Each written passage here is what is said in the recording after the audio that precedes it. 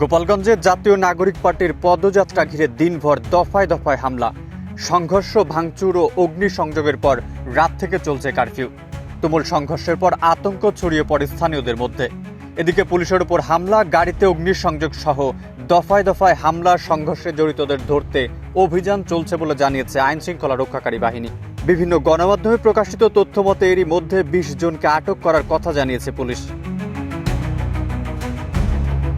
জুলাই গণঅভ্যুত্থানে নেতৃত্ব দেওয়া সামনের সারির নেতাদের নিয়ে গড়ে ওঠা দল এনসিপি জুলাই গণঅভ্যুত্থানের বছর পূর্তি পালনের উদ্দেশ্যে দেশব্যাপী জুলাই পদযাত্রা কর্মসূচির ঘোষণা করে। উত্তরাঞ্চল থেকে শুরু হওয়া এ পদযাত্রার গন্তব্য ছিল গোপালগঞ্জ। তবে গোপালগঞ্জে তারা কার্যক্রম নিষিদ্ধ রাজনৈতিক দল আওয়ামী লীগ ও নিষিদ্ধ ঘোষিত ছাত্রলীগের বাধার মুখে পড়ে। এনসিপির সভাস্থলে ভাঙচুর চালায় স্থানীয় আওয়ামী লীগ এর অঙ্গ সংগঠনের নেতাকর্মীরা। ১৬ জুলাই দুপুর থেকে সন্ধ্যা পর্যন্ত গোপালগঞ্জে আইন শৃঙ্খলা বাহিনীর সঙ্গে আওয়ামী লীগ ও নিষিদ্ধ ঘোষিত ছাত্রলীগের কর্মীদের তুমুল সংঘর্ষ চলে। সংঘর্ষে অন্তত ৪ জন নিহত হওয়ার খবর পাওয়া যায়।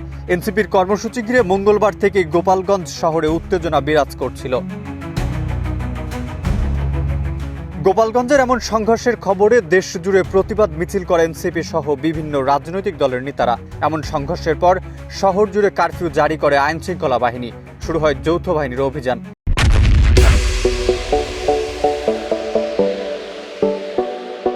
এদিকে বৃহস্পতিবার সকালে শহরের বিভিন্ন রাস্তা ঘুরে দেখা গেছে এখনো পড়ে আছে ইটপাটকেল, বাস সহ যান চলাচলের নানা প্রতিবন্ধক সামগ্রী।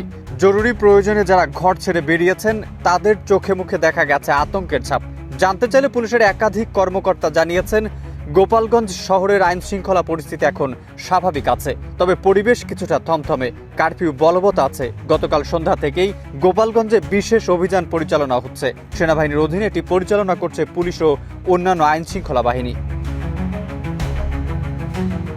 এনসিপির ওপর এমন হামলার নিন্দা জানিয়ে বিবৃতি দিয়েছে বিএনপি, জামায়াত সহ বিভিন্ন রাজনৈতিক দল।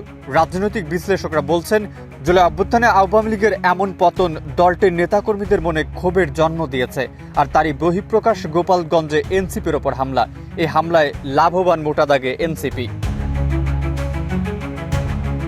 মেহেদী Hasan, desk report, Bangla news 24।